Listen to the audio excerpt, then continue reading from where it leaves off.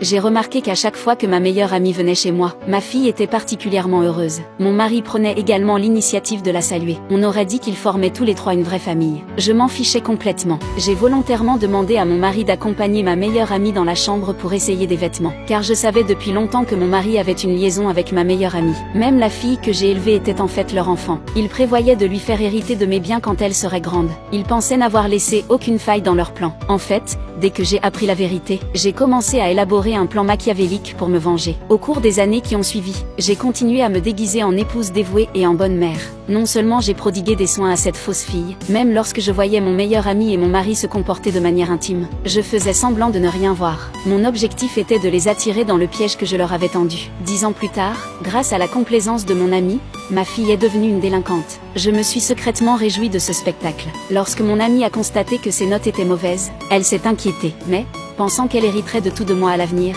elle m'a demandé ce que je comptais faire. Je lui ai dit que j'enverrais ma fille étudier aux États-Unis. À son retour d'études, elle hériterait de mon entreprise. Mon ami et mon mari étaient fous de joie en apprenant cela. Ils pensaient que leurs années de complot minutieux allaient réussir. Depuis que ma fille est partie étudier aux États-Unis, ma meilleure amie n'est plus jamais revenue chez moi, et mon mari a commencé à rentrer très tard. Ils attendaient avec impatience le retour de ma fille au pays pour hériter de mon entreprise. Ils étaient loin de se douter que ce jeu du chat et de la souris m'ennuyait. Je n'attendais que le moment de passer à l'action. 3 ans plus tard, ma fille est revenue de ses études à l'étranger. Mon mari et moi sommes allés la chercher à l'aéroport en avance. Mais elle s'est jetée dans les bras de mon ami, m'ignorant complètement en tant que mère. Je m'en fichais complètement. Puis j'ai emmené ma fille à l'entreprise pour une conférence de presse. J'ai annoncé que je transférais toutes les actions et tous les actifs de ma société à son nom. À la vue des clés de voiture et des lingots d'or, tout le monde était stupéfait. Ils enviaient tous ma fille d'avoir une mère riche. À ce moment-là, mon amie, assise dans le public, n'a pas pu se retenir. Elle est montée sur scène et a sorti un rapport de test ADN. Elle a dit que ma fille était en fait l'enfant qu'elle avait eu avec mon mari. Après avoir entendu cela, les gens ont condamné mon amie, disant qu'elle avait non seulement eu une liaison avec mon mari, mais qu'elle avait même utilisé mon ventre pour porter l'enfant. Tout le monde était désolé pour moi, mais mon mari disait qu'il ne recherchait que son propre bonheur. Quand j'ai demandé à ma fille qui elle choisirait, elle a choisi d'être avec ses parents biologiques. Pour me remercier de l'avoir élevée,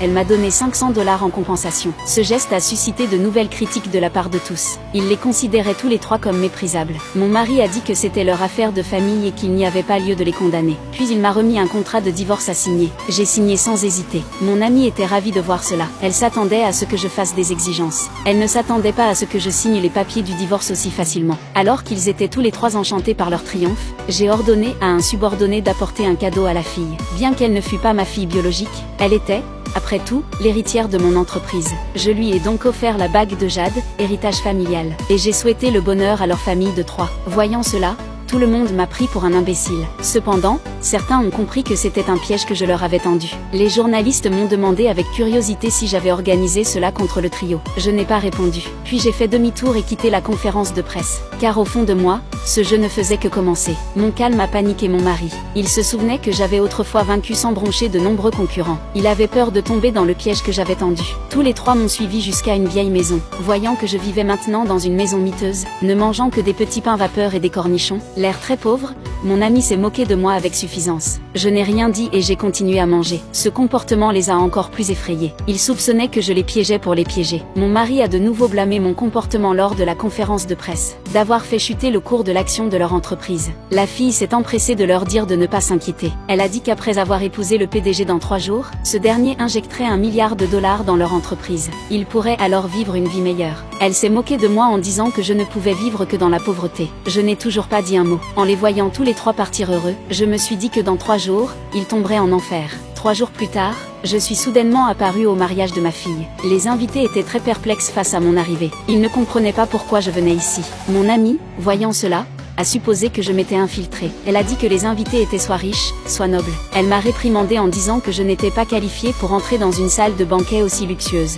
Mon mari a insisté pour que je parte immédiatement. J'ai dit que j'étais venue avec une invitation. La fille, vêtue d'une robe de mariée, s'est précipitée vers moi avec colère. Elle a dit qu'elle avait distribué les invitations une par une, et qu'elle ne m'en avait pas envoyé. Ils ont pensé que j'étais venue exprès pour faire une scène. J'ai sorti l'invitation et j'ai dit que c'était le PDG qui m'avait invité. La fille a été très surprise de voir cela. Elle soupçonnait que j'avais falsifié l'invitation. Après tout, le PDG n'avait envoyé qu'une seule invitation à sa personne la plus importante. Les invités ont également commencé à discuter entre eux. Ils prétendaient que le PDG était l'homme le plus riche du pays, jouissant d'un statut très prestigieux. Il ne m'enverrait jamais d'invitation, à moins que je ne sois la personne la plus importante du PDG. À ce moment-là, mon mari a exigé de connaître ma véritable relation avec le PDG. Pourquoi avais-je l'invitation du PDG? Mon ami a soudain pensé que je l'avais volée. Après tout, vu mon statut actuel, je ne pouvais absolument pas avoir accès au PDG. Alors que ma fille ordonnait à la sécurité de m'escorter hors de la salle de banquet, le PDG s'est précipité pour les arrêter. Mon mari s'est présenté obséquieusement au PDG comme étant le père de la mariée. Le PDG l'a ignoré. Ce n'est qu'après avoir entendu les paroles de ma fille qu'il a compris qu'il m'avait simplement harcelée. Il m'avait non seulement insulté, mais aussi calomnié en me traitant de voleuse de l'unique invitation du PDG. Voyant le visage du PDG prendre une expression très sombre, tout le monde a soupçonné que je l'avais offensé.